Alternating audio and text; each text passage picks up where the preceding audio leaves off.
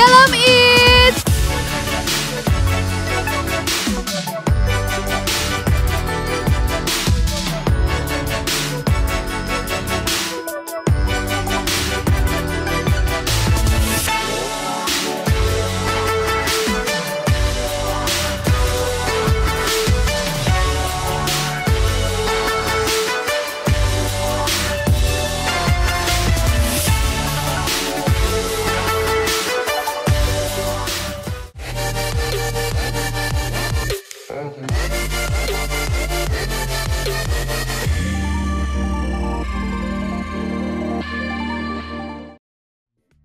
Shalom guys, balik lagi nih sama kita. Setelah kemarin kita nggak bertemu untuk ibadah online. Nah, kali ini aku bakal ngasih pengumuman nih buat kalian. Yang pertama, kalau minggu depan kita bakal ada ibadah online Eats lagi nih. Jadi pantengin aja ya YouTube Eats. Pokoknya ada yang beda-beda di YouTube Eats. Nah, yang kedua, bagi kalian yang ingin mengajukan permohonan doa, kalian bisa tulis di IG Infinitins. Nah, yang ketiga, bagi kalian yang ingin memberikan persembahan, silakan lihat tulisan di bawah ini atau datang ke KP51. Nah, pokoknya pantengin terus ya guys, YouTube Infinitins. Nah, teman-teman, sebelum kita ibadah, kita bersatu dalam doa dulu ya. Yuk kita berdoa. Tuhan Yesus yang baik, Tuhan Yesus yang terkasih, terima kasih Tuhan untuk selama seminggu ini Tuhan Kau masih memberkati kami Tuhan, dan sehingga kami Tuhan bisa bertemu untuk melakukan ibadah online Tuhan. Tuhan, sekarang kami ingin memulai ibadahmu ya Tuhan, Kau berkati ibadah kami Tuhan dari awal pertengahan hingga akhir ya Tuhan. Terima kasih Tuhan, hanya padamu Tuhan kami sudah berdoa dan mengucap syukur. Haleluya, amin. Selamat beribadah guys, dadah.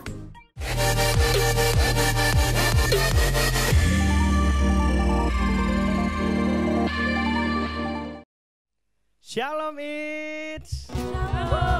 Puji Tuhan, luar biasa.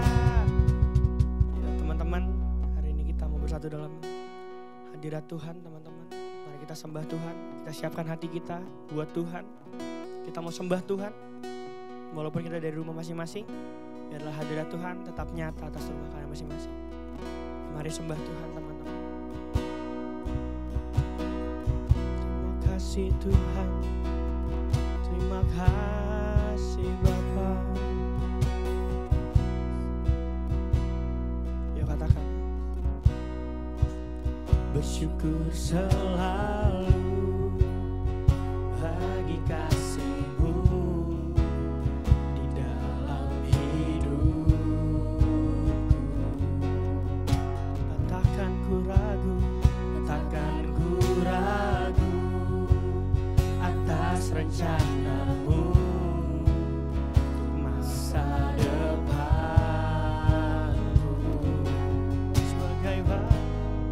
Sebagai Bapa yang baik, takkan pernah Kau meninggalkanku. Sebagai Bapa yang sangat baik, yes Tuhan, takkan pernah Kau meninggalkanku. Ku kan menari dan bersuka karena-Mu, oh Yesusku, dan ku kan minum air-Mu sebagai rusa rindu. Selalu ku hidup dalam-Mu dan hidupku di dalam-Ku, oh Yesusku. Kau sangat ku cinta, amin Tuhan.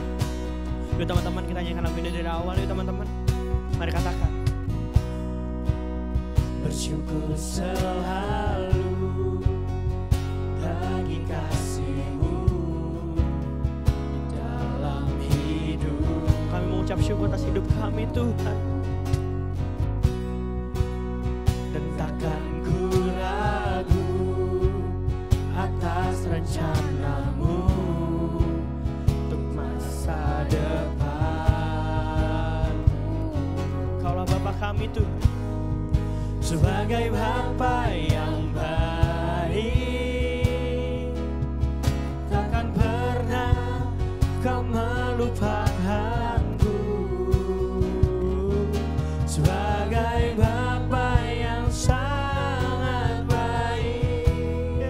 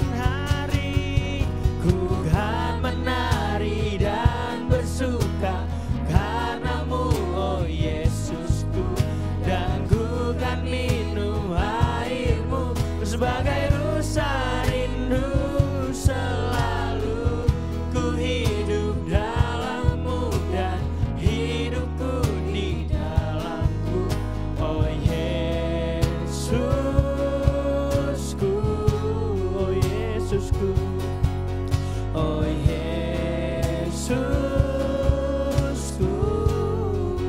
oh Yesusku, oh Yesusku, Kau sangat ku cinta. Mari kita sembah Tuhan. Ya Allah, ya Allah, ya Allah, Tuhan. Mari sembah Dia, kami sembah Kau Tuhan. Hanya padamu Bapa, hanya padamu Tuhan kami sembah. Mari sembah Tuhan teman-teman.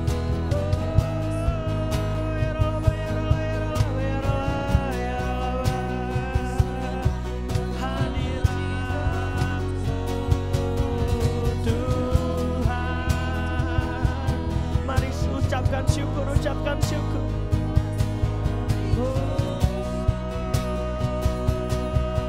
Tuhan, ya Allah, sing ya Allah, ya Allah, ya Allah, ya Allah, ya Allah. Hadiratmu Tuhan,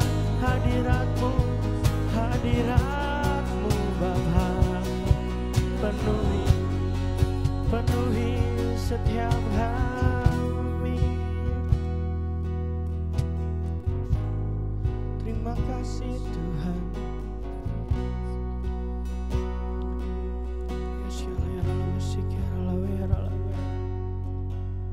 Kau ku kagumi, amin Tuhan, dalam hati. Kasih-Mu tiada duanya. Sampai kini ku akui kasih-Mu tiada duanya. Ku kagumi dalam hati. Kasih-Mu tiada duanya. Sampai kini ku akui kasih-Mu tiada duanya. Kau ku kagumi dalam hati. Kasih-Mu tiada duanya. Sampai kini ku akui kasih-Mu tiada duanya. Kasih-Mu tiada duanya. Kasih-Mu tiada duanya. Berdoa buat Tuhan. Terima kasih Bapa. Mari kita berdoa teman-teman. Tuhan, terima kasih ya Bapak, kami mau berdoa ya Bapak. Kami mau berdoa ya Bapak untuk kota kami ya Tuhan. Berkati untuk negara kami Indonesia ya Bapak. Berkati untuk kota kami Depok dan sekitarnya ya Bapak. Tuhan, kami mau berdoa ya Bapak. Kami mengucap syukur atas negara kami ya Tuhan. Atas bangsa yang Kau berikan kepada kami ya Tuhan. Di tempat ini ya Tuhan, kami mau bertumbuh ya Bapak. Tuhan, kami juga mau berdoa ya Bapak. Untuk gembala sidang kami ya Tuhan, Paniko Notorajo bersama 4 wakilnya Tuhan, Kau berkati ya Bapak. Kau berkati terus ya Bapak, pengurapan yang baru ya Bapak. Kau berikan lebih lagi ya Tuhan Yesus. Tuhan, kami juga mau berdoa ya Bapak untuk gembala kami di tempat ini ya Bapak. Pak Hadi David ya Tuhan, Kau berkati ya Bapak. Kau tahu ya Tuhan Yesus setiap kerinduan hatinya Tuhan. Kau terus berikan hikmat marifat lebih lagi ya Bapak untuk beliau ya Bapak. Berikan kesehatan yang sempurna. Berkati kedua wakilnya juga Kau berkati ya Bapak, berserta keluarga besarnya Bapak. Tuhan, kami juga mau berdoa untuk GBI Pangkalan Jati Cinere. Tuhan, kami mau berkati ya Bapak, gereja kami tercinta ya Tuhan. Berkati ya Tuhan Yesus. Berkati setiap pengurus-pengurus pengerja-pengerja Kau berkati ya Bapak. Kami mau berdoa untuk Infinitins Cinere ya Bapak. It's kami ya Tuhan Yesus.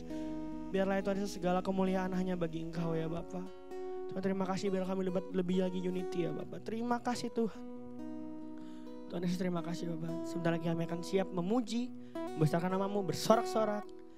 bagi nama-Mu Tuhan. Terima kasih Bapa. Di dalam nama Tuhan Yesus kami telah berdoa dan mengucap syukur. Haleluya. Amin. Beri nama Tuhan. Shalom It's. Mari kita siap untuk memuji dan membesarkan nama Tuhan.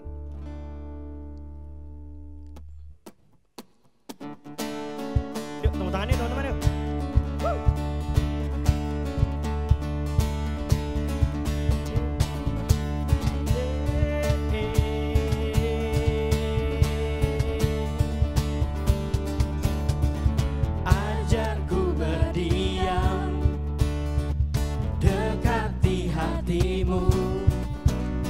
Di saat ku berpaling, temukan cintamu.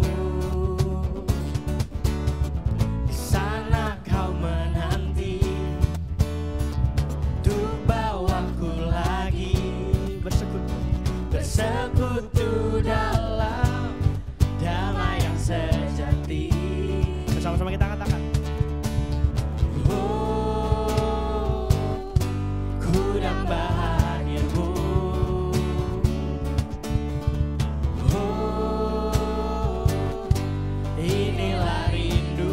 Sama hidupku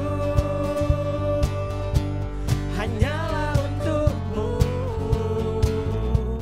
segenap hatiku kagum akan kebaikanmu, dan nafasku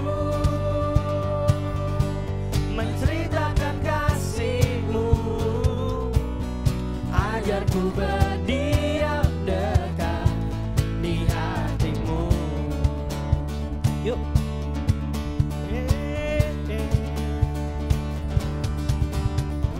Ajarku berdiam dekat di hatimu.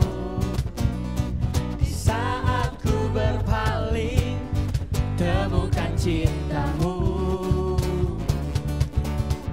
Di sana kau menanti untuk bawaku lagi bersekutu dalam damai yang sejati.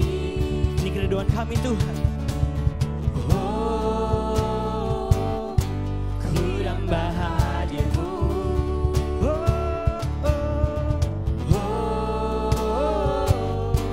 Inilah rinduku. Yuk sama-sama kita katakan. Hidupku hanyalah untukmu,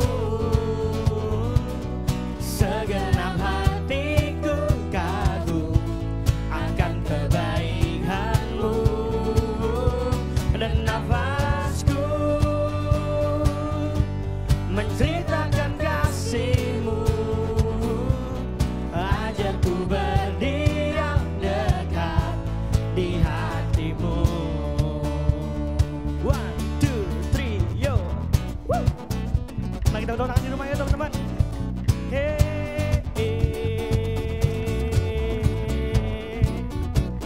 Terima kasih Bapa.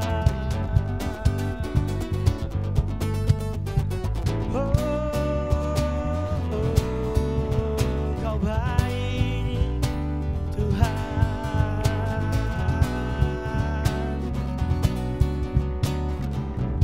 Yuk sama-sama dengan hati kita katakan. Hidupku hanyalah untukmu, segenap hatiku kagum akan kebaikanmu, dan nafasku menceritakan kasihmu. Ajarku berdiam dekat di hatimu. Ajarku berdiam dekat di hatimu. Ajarku berdiam dekat di hatimu.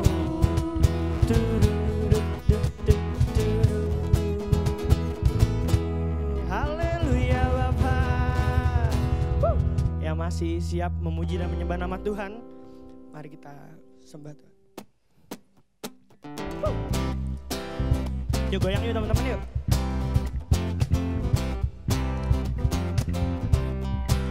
Katakan, Yesus ajaib, Tuhanku ajaib, kasih-Nya ajaib bagiku. Yesus ajaib, Tuhanku ajaib, rahmat-Nya kekal selamanya. Tak berubah, tak berubah kasih-Nya, sepanjang hari bertambah indahnya, sampai bumi berlalu dan habislah ragaku. Yesusku ajaib bagiku. Sama-sama kita katakan ya, Yesus ajaib, Tuhanku ajaib, kasih-Nya ajaib bagiku. Yesus ajaib, Tuhanku ajaib, rahmat-Nya kekal selamanya. Tak berubah, tak berubah kasih-Nya, sepanjang hari bertambah indahnya, sampai bumi berlalu dan habislah ragaku. Yesusku ajaib bagiku. Mari kita deklarasikan.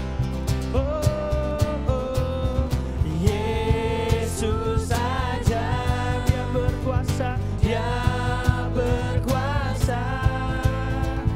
Ada mukjizat sebab Yesus ajaib. Yesus ajaib, Yesus ajaib, Dia berkuasa, Dia berkuasa. Ada mukjizat sebab Yesus ajaib. All musician of Incinere.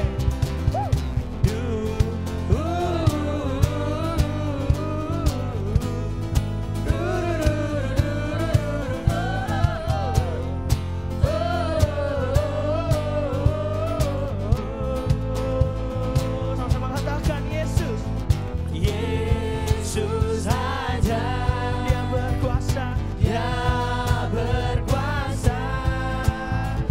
Ada mukjizat sebab Yesus ajaib. Tak berubah, tak berubah kasih-Nya, sepanjang hari bertambah indahnya, sampai bumi berlalu dan habislah ragaku. Yesusku ajaib bagiku. Kasih-Nya sepanjang hari bertambah indahnya, sampai bumi berlalu dan habislah ragaku. Yesusku ajaib bagiku. Sampai bumi berlalu dan habislah ragaku. Yesusku ajaib bagiku. Mari sama-sama kita katakan. Bumi berlalu dan habislah ragaku. Yesusku ajaib bagiku. Yesus ajaib, Yesus ajaib, Dia berkuasa, Dia berkuasa. Ada mukjizat, ada mukjizat, syududududu, ada mukjizat sebab Yesus ajaib. Berdoa Tuhan. Haleluya Bapa, haleluya. Terima kasih Tuhan, terima kasih ya Bapa. Mari kita kembali dalam hadirat Tuhan.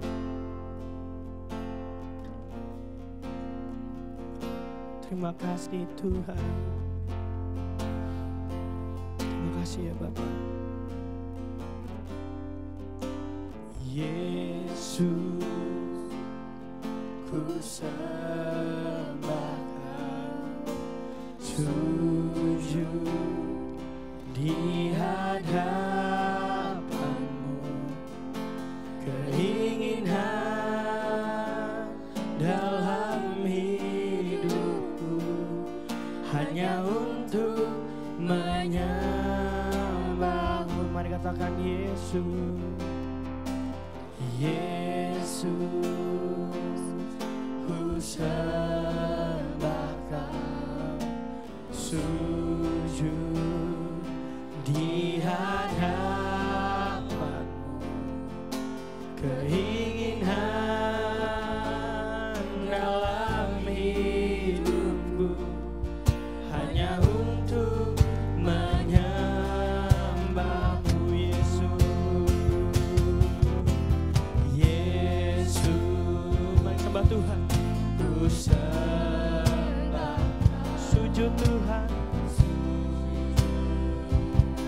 di hadapan-Mu, keinginan dalam hidupku hanya untuk menyembah-Mu. Sama-sama katakan. Yesus, ku sembahkan, sujud di hadapan-Mu, keinginan dalam hidupku hanya untuk menyembah-Mu. Panggil namanya Yesus. Yesus, ku sembahkan, sujud di hadapan-Mu, keinginan dalam hidupku hanya untuk menyembah-Mu. Sama-sama katakan dengan Yesus. Yesus, Tuhan, ku sembahkan, sujud, kami sujud Tuhan di hadapan-Mu, keinginan dalam hidupku hanya untuk menyembah-Mu, keinginan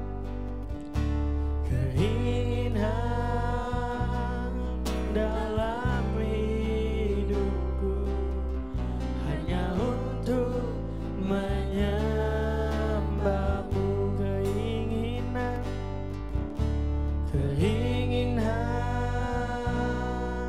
dalam hidupku hanya untuk menyembah-Mu.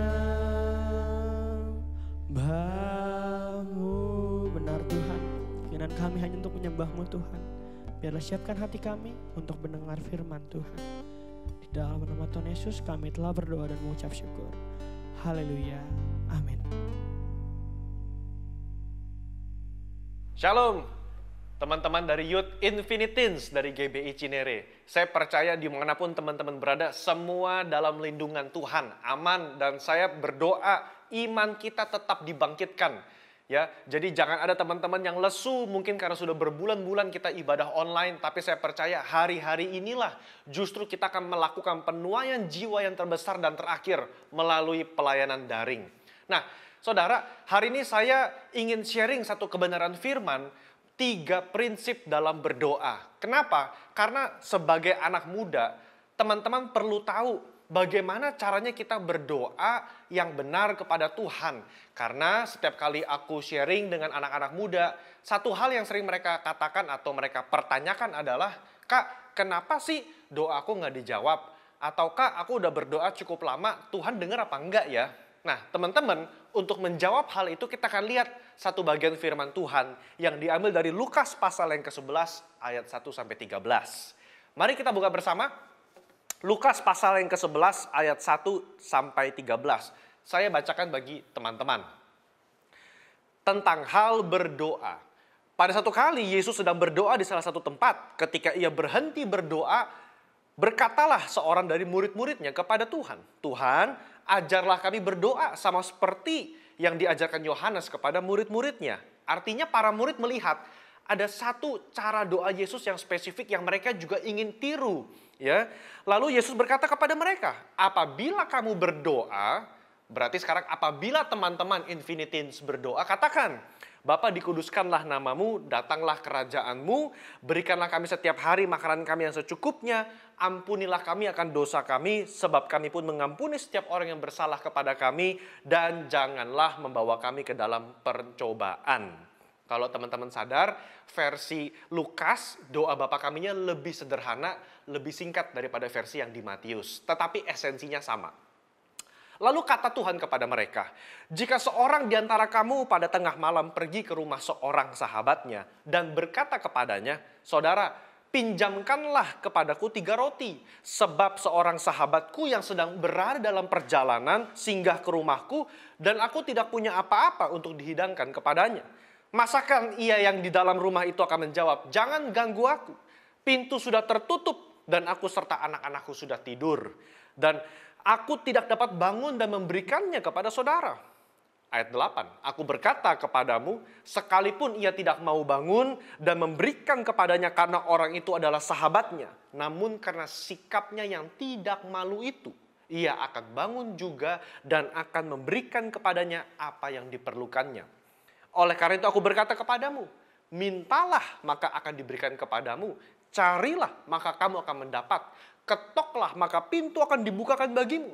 Karena setiap orang yang meminta menerima, setiap orang yang mencari akan mendapat, dan setiap orang yang mengetok baginya pintu dibukakan.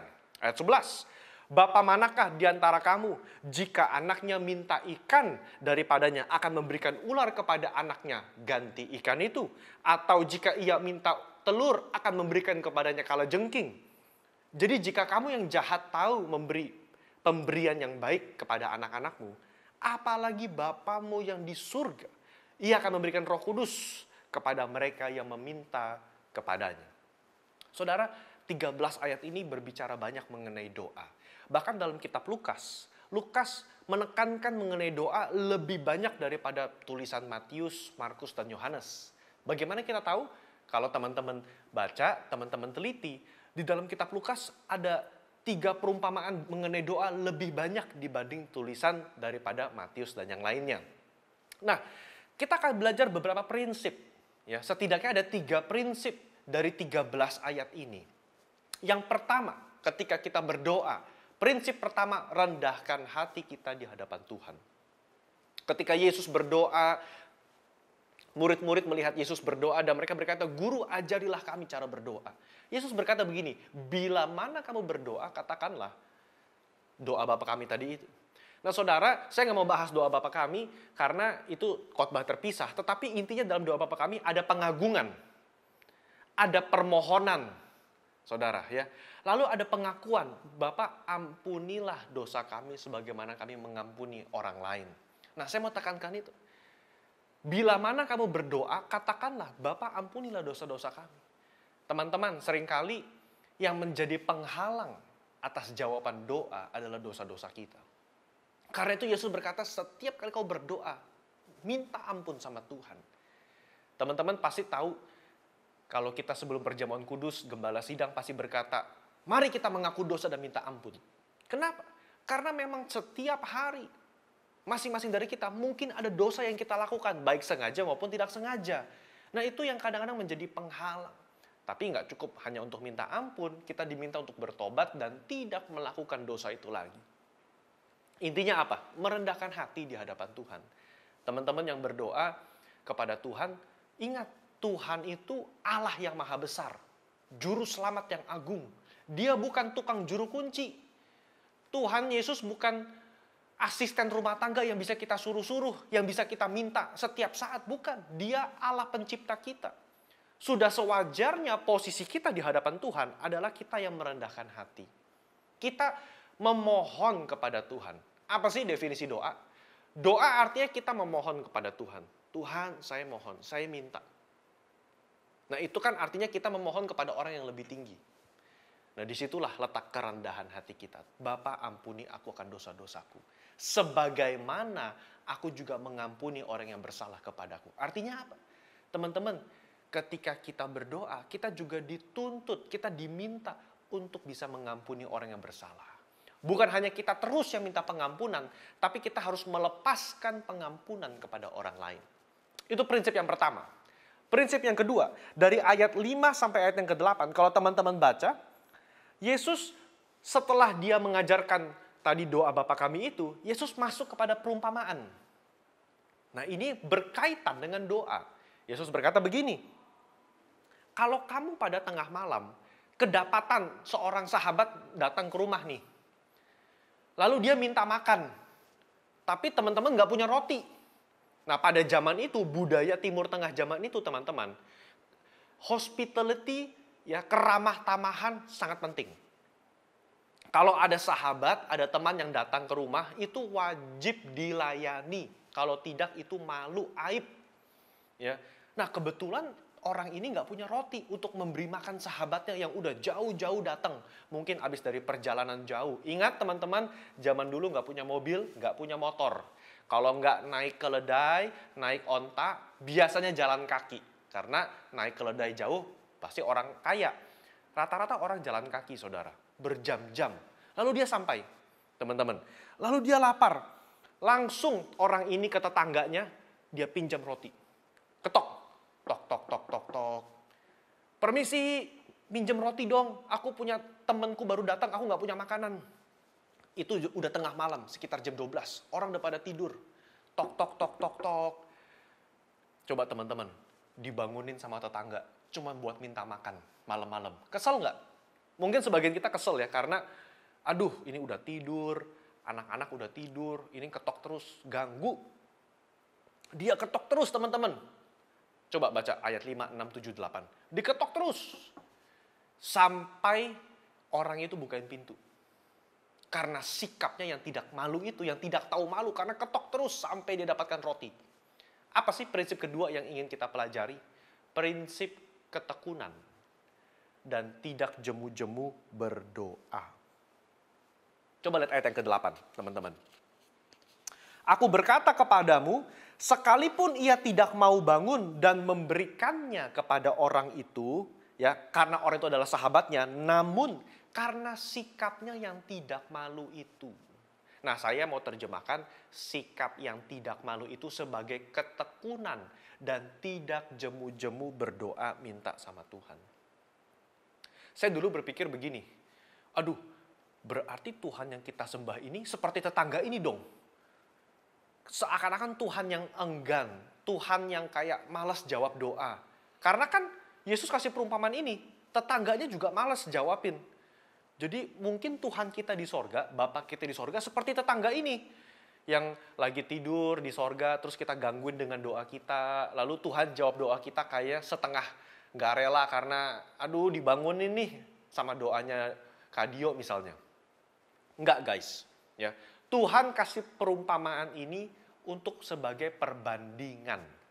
Ya, kalau teman-teman baca di ayat 11-13 kan tadi ada tuh mengenai Bapa yang jahat di dunia ini. Kalau bapamu di dunia ini yang jahat tahu memberikan yang baik bagi anak-anaknya, bagaimana terlebih lagi bapamu di sorga. Nah, Yesus mau kasih perumpamaan. Kalau tetangga di rumah, orang yang tetangga kita aja nih, yang notabene sungkan, males bangun, tetapi dia mau bangun karena diketok terus. Apalagi bapamu yang di sorga. Maksudnya apa? Bapa kita terlebih ingin menjawab doa saudara dan saya. Dia gak seperti tetangga kita di sebelah yang harus diketok, terus dia mungkin sambil marah-marah, sambil kesel karena udah dibangunin. Nih 3 roti, udah jangan ganggu aku lagi. Enggak, itu contoh di dunia. Yesus kasih perbandingan, tapi Bapamu di sorga adalah Bapa yang baik. Poin nomor 2, ketekunan dan tidak jemu-jemu meminta. Teman-teman ketika berdoa, berapa lama? Minta cuma sekali? Minta cuma 2 kali? Udah doa 2 kali nih kak, Tuhan gak jawab. Langsung stop doa? Enggak teman-teman. Kita doa terus. Kita minta. Arti kata tekun, ya tekun, rajin, terus-menerus, persisten, komitmen. Kita doa. Pray until something happen. We push in our prayer. Kita dorong dalam doa kita teman-teman. Ya, itu melatih kerohanian kita, melatih karakter kita. Nah, teman-teman, ketika kita berdoa terus-menerus, sebetulnya ada satu karakter yang Tuhan ingin latih dalam kehidupan kita. Yaitu apa? Panjang sabar. Panjang sabar. Tuhan ingin melatih karakter kesabaran dalam hati setiap kita. Kenapa sabar? Karena sabar adalah salah satu indikator atau karakter kunci orang percaya. Kok bisa begitu? Karena sabar adalah karakter Tuhan itu sendiri. Karakter Bapa. Mazmur 103 ayat yang ke-8. Saya sudah buka. Mazmur 103 ayat yang ke-8 mengatakan begini. Tuhan adalah penyayang dan pengasih, panjang sabar dan berlimpah kasih setia. Teman-teman, kalau kita berharap Tuhan jawab doa kita 5 menit setelah kita berdoa, kita tidak pernah tahu apa arti kesabaran menunggu jawaban Tuhan. Saya merasa kadang-kadang ada doa yang Tuhan jawab cepat. Iya ada. Tapi ada juga doa yang Tuhan jawab mungkin setahun, 2 tahun, 3 tahun, beberapa tahun baru Tuhan jawab. Nah di situ Tuhan melatih kesabaran kita. Apakah teman-teman sabar menanti jawaban Tuhan? Di dalam ketekunan ada karakter kesabaran. Ya. Abraham dijanjikan Tuhan memiliki keturunan yang begitu banyak. Seperti bintang dan pasir banyaknya. Tapi apakah Abraham langsung mendapatkan anak? Enggak juga teman-teman. Kalau teman-teman baca, Abraham menanti bertahun-tahun. Bahkan sampai dia udah jadi opa-opa. Sampai istrinya Sarai jadi oma. Baru mendapatkan satu anak, Ishak. Apa yang dilatih di situ? Sabar. Ibrani 6 ayat yang ke-15 berkata begini. Ibrani pasal 6 ayat yang ke-15. Abraham menanti dengan sabar dan dengan demikian ia memperoleh apa yang dijanjikan. Abraham menanti dengan sabar. Poin nomor 2, dalam ketekunan teman-teman harus sabar. Amin. Ya, mari kita baca poin berikutnya, teman-teman. Ya. Ketika orang itu ketok-ketok depan pintu, teman-teman, ya. Dia kan sabar tapi ada tujuannya. Kapan? Sampai kapan dia harus ketok? Sampai pintu dibuka. Nah, berarti kita pun berdoa sampai Tuhan menjawab. Nah, ini yang menjadi kadang-kadang dilema. Karena jawaban Tuhan seringkali atau umumnya mungkin beda dengan apa yang kita harapkan. Kita berdoa, Tuhan, saya ingin dapat pekerjaan bulan ini. Tuhan, saya ingin keterima di perguruan tinggi negeri A. Saya ingin keterima di PTN B misalnya. Saya ingin keterima di SMA C misalnya. Tapi Tuhan nggak jawab. Kita nggak keterima. Lalu kita marah. Tuhan gimana sih? Aku udah doa. Aku udah belajar. Aku udah berusaha Tuhan masuk ke perguruan tinggi negeri A misalnya. Tapi nggak keterima. Karena kita maunya Tuhan menjawab sesuai dengan kehendak saya. Nah teman-teman, dalam berdoa, kita nggak bisa paksakan kehendak kita. Kita minta boleh. Tapi ujungnya selalu kita berdoa seperti Yesus. Bapa, bukan kehendakku yang jadi, tetapi kehendakmu. Kita tekun, minta, sabar, betul. Tetapi bukan kehendakku yang jadi Tuhan. Kehendak Tuhan. Saya teringat ketika kisah Daud, dia selingkuh dengan Batsheba. Batsheba hamil. Tuhan marah sekali. Karena Tuhan gak suka perbuatan seperti ini. Lalu satu saat Batsheba melahirkan anak tersebut. Sebagai hukuman atas dosa Daud, anak itu sakit. Apa yang Daud lakukan? Dia puasa. Dia berdoa. Dia gak mau makan. Dia terus berdoa agar anaknya sembuh. Mungkin kalau saya jadi Daud, saya berkata begini, Tuhan jangan hukum anak ini. Anaknya gak berdosa. Tuhan hukum saya. Anaknya gak berdosa. Tapi Tuhan diam aja. Tapi Daud terus berdoa. Sampai kapan? Ya sampai Tuhan menjawab doa dia. Tapi apa dikata? Kalau teman-teman baca, anaknya meninggal. Wah, para orang kerajaan ketakutan mengabarkan Raja Daud bahwa anaknya meninggal. Tapi Daud udah tahu dari mukanya. Dia nanya, apakah anaknya sudah meninggal? Iya Tuhan, sudah meninggal. Apa yang dilakukan? Apakah Daud komplain, marah-marah? Enggak. Langsung Daud mandi, dia berurap, pakai baju kerajaan, lalu dia mulai makan. Daud tahu Tuhan sudah berkata lain. Nah ini yang saya senang. Daud konsisten, dia sabar, dia tekun berdoa. Tetapi ketika jawaban dari Tuhan tidak seperti apa yang dia minta, selesai. Dia nggak maksa Tuhan. Dan teman-teman kita juga harus belajar. Kita berdoa, kita bekerja keras, yes. Tapi kalau jawaban Tuhan tidak sesuai dengan apa yang kita mau, apakah teman-teman mau marah-marah? Apakah kita punya hak untuk komplain sama Tuhan? Karena saya yakin Tuhan lebih tahu yang terbaik untuk setiap kita. Tuhan sudah tahu, firman-Nya berkata jalan Tuhan di atas jalan kita. Rancangan Tuhan bukan rancangan kita. Dia yang paling mengerti langkah kehidupan kita. Karena itu izinkan Tuhan menjawab doa kita seperti apa yang Dia pikirkan untuk kehidupan saudara dan saya. Ada amin teman-teman. Ya. Nah, contoh lain. Teman-teman tahu dong Rasul Paulus. Ketika Paulus melayani Tuhan, ada duri dalam daging Paulus. Ada utusan iblis yang mengganggu kehidupan dan pelayanan Paulus. Saya nggak tahu apa duri dalam daging Paulus karena Alkitab nggak menulis secara jelas. Ya, ada banyak spekulasi, banyak penafsiran apa duri dalam daging. Bisa orang yang mengganggu, bisa sakit penyakit. Apapun itu cukup mengganggu Paulus. Dan Paulus berdoa sama Tuhan, Tuhan cabut duri dalam daging ini. Tuhan halau utusan iblis ini. Tapi apa jawaban Tuhan? Tuhan bilang, enggak. Jangan doa soal ini lagi. Cukup kasih karuniaku bagimu.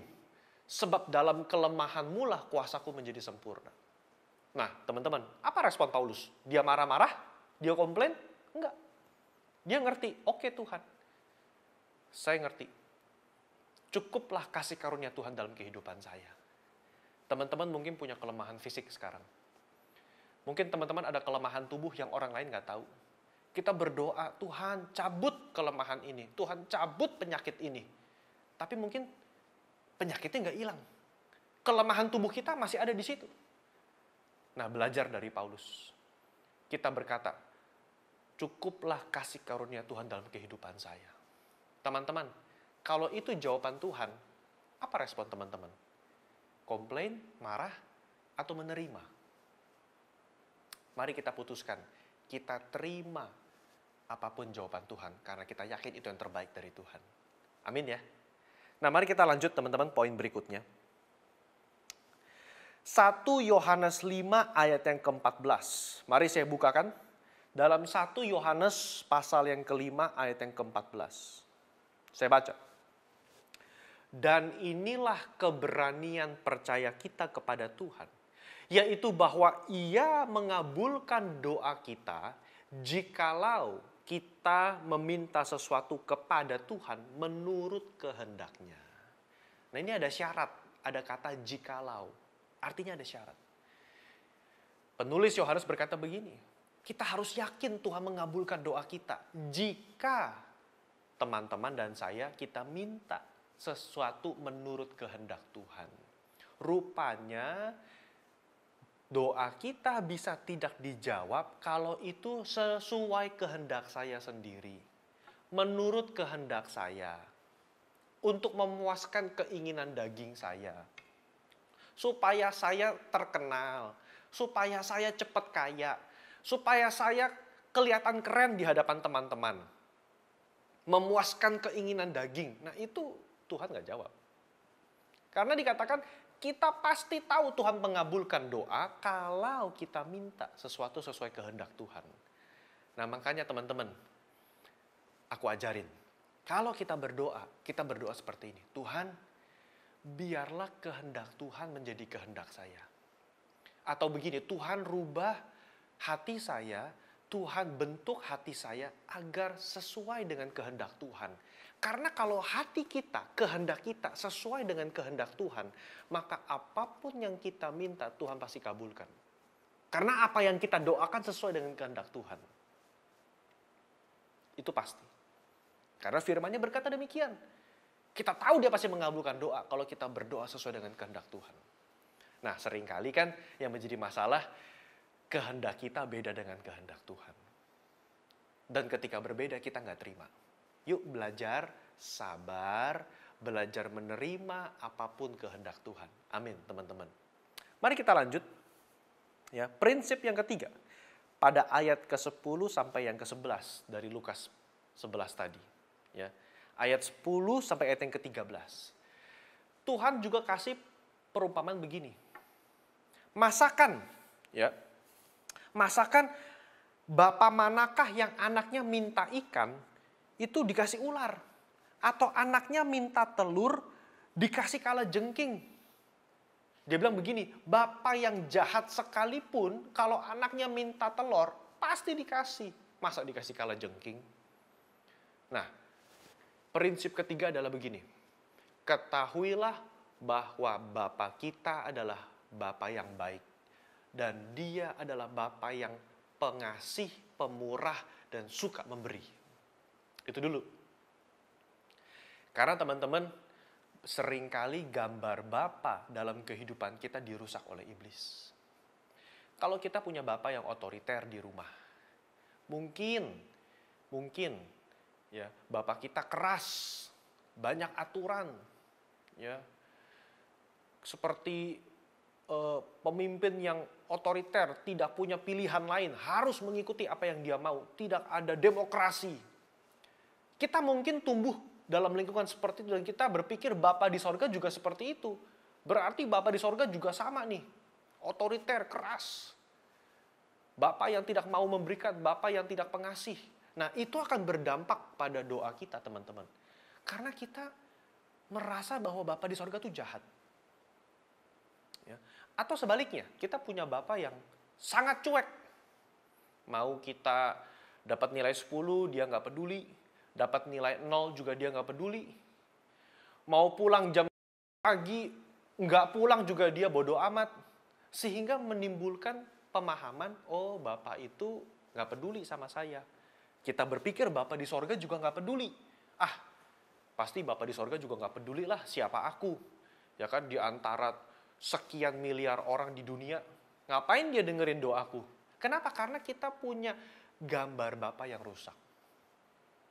Yuk mari teman-teman, prinsip ketiga mengajarkan miliki gambar Bapa yang alkitabiah. Bapa adalah Bapa yang baik. Dia suka memberi. Teman-teman, dia begitu baik. Ya. Dia mengasihi saudara dan saya. Ya.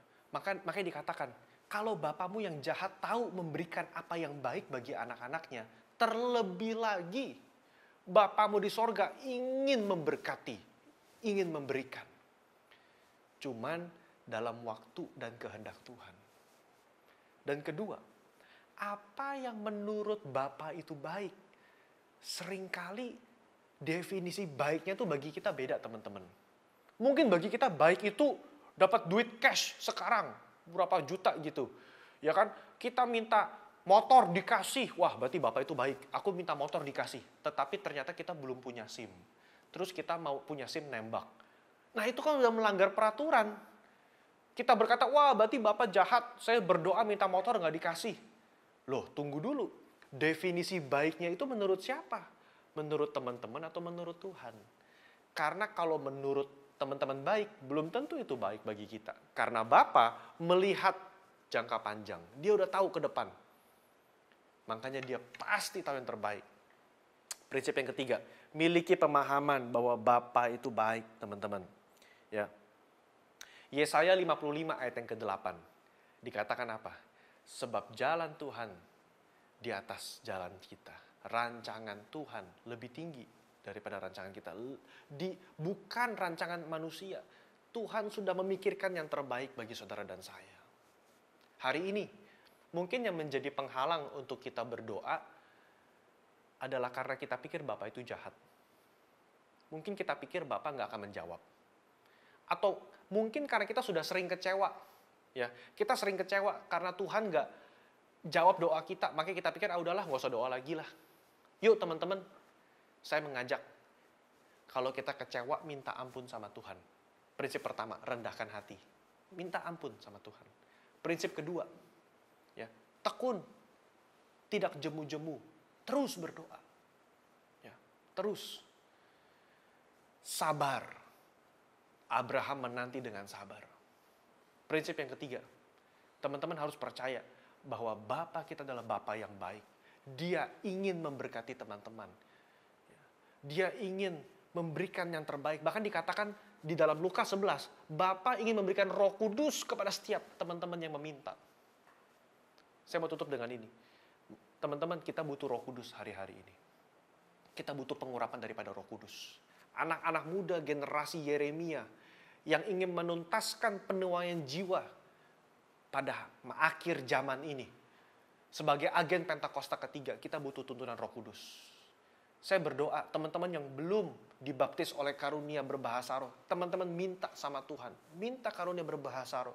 Itu akan menguatkan iman teman-teman untuk menjadi agen-agen penuai jiwa. Amin. Saya ingin berdoa bagi teman-teman sekalian. Mari kita berdoa. Bapa dalam surga, hamba-Mu telah selesai menyampaikan firman. Kepada setiap anak-anak muda di Infinitins GBI Cinere, hamba berdoa agar mereka memiliki pemahaman yang benar tentang Engkau Tuhan. Kami dilatih untuk sabar dalam menantikan jawaban Tuhan. Kami tekun dalam berdoa dan kami juga merendahkan hati. Bapa, hamba berdoa, setiap anak-anak muda-Mu Tuhan dilatih menjadi pendoa-pendoa Tuhan yang luar biasa. Karena kami tahu Engkau mendengarkan setiap doa-doa kami. Kalau Tuhan jawab doa berbeda dengan apa yang kami mau, hamba berdoa, berikan kami kerelaan hati untuk mengikut apa yang Tuhan berikan. Terima kasih Bapa. Urapi Tuhan firman ini agar menjadi berkat bagi setiap yang mendengar. Dalam nama Yesus kami berdoa. Amin. Tuhan Yesus memberkati saudara. Teman-teman, kita masuk dalam doa berkat. Mari tutup mata, angkat tanganmu kepada Tuhan dan siap terima berkat daripada Tuhan. Bapa, curahkan berkat-Mu kepada setiap kami, karena Engkaulah sumber berkat itu. Segala berkat yang terbaik dari Allah Bapa turun atas kami semua. Kasih daripada Yesus Kristus, oleh bilur-bilurnya Engkau telah sembuh. Oleh darahnya, dosa-dosa kita diampuni semua. Dan biarlah apapun yang kau perbuat dibuat Tuhan berhasil. Kemanapun kau melangkah ada keberuntungan dan penyertaan Tuhan mengikutimu. Dan biarlah ada persekutuan yang manis dengan Roh Kudus menyertai kita sekalian mulai hari ini. Sampai dia menjemput kita di awan-awan yang permai bahkan sampai selama-lamanya. Mari segenap anak muda yang telah menerima berkat dan siap menjadi berkat. Sama-sama kita katakan, amin. Tuhan Yesus memberkati.